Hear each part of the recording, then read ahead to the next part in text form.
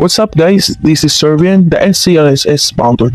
Tuwing Tuesday po, maririnig nyo na ulit ako dito sa Q&A session of SCLSS upang makapagbigay ng karagdagang impormasyon patungkol sa OLA.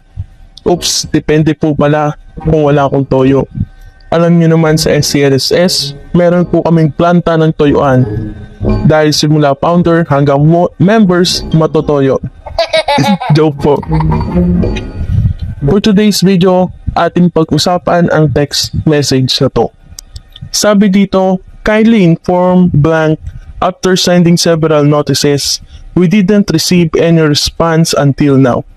Please help us inform her that her loan needs to be settled immediately to avoid our field officers visit her home and at work address with the assistance of barangay for the demand letter under RA 9510 because of hiding after she received the money.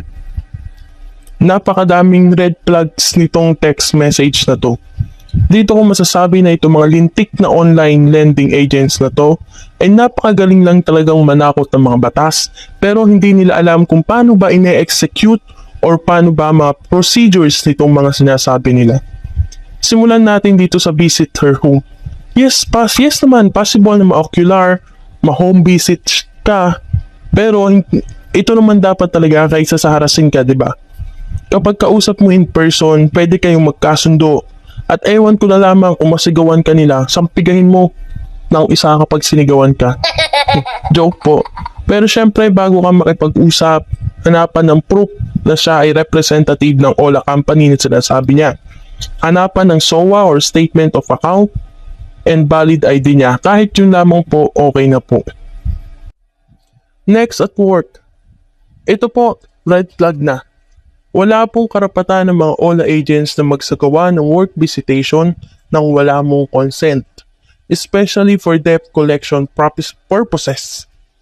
Their workplace without consent may be considered harassment or a violation of privacy rights. Sunod natin itong sinasabi na with the assistance of barangay for the demand letter. Ang tanga po, no? Hindi po pwede ang reklamo ng OLA sa barangay dahil pagmamayari po sila ng isang korporasyon or kumpanya. Hindi po sakop ng jurisdiction ng barangay ang reklamo galing sa kanila. And isa pa po, hindi po barangay ang mag-i-issue ng demand letter. Sa katarungang pang-barangay po, may 3 beses na pag-uusap sa lupon kapag hindi po nagkasundo ang dalawang panig or hindi sumipot ang nireklamo. Doon lang po may i-issuehan ng CFA or Certificate to File Action. At saka pa lang po pwedeng magpadala ng demand letter si lender. Hindi po barangay ang mag-i-issue ng demand letter.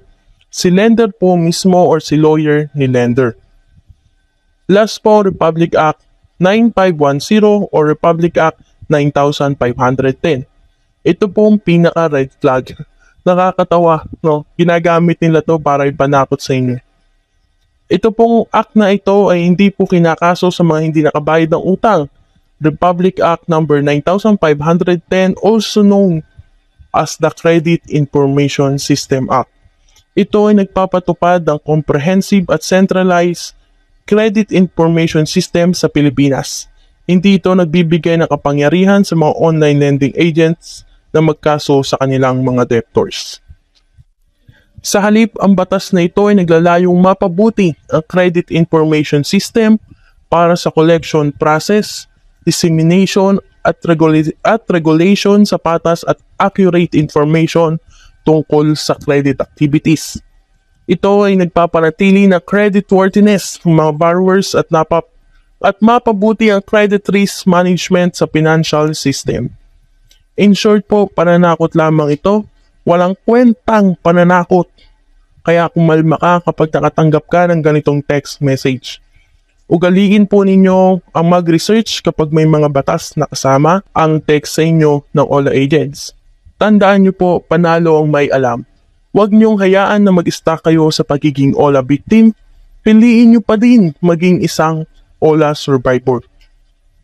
To become the SCLSS verified member or our verified members, kindly PM our social media accounts. Meron kaming YouTube account, Instagram account, TikTok account, and Facebook page. Yun lamang po, this is Servian again, founder of Society Club for Loan Shark Survivors.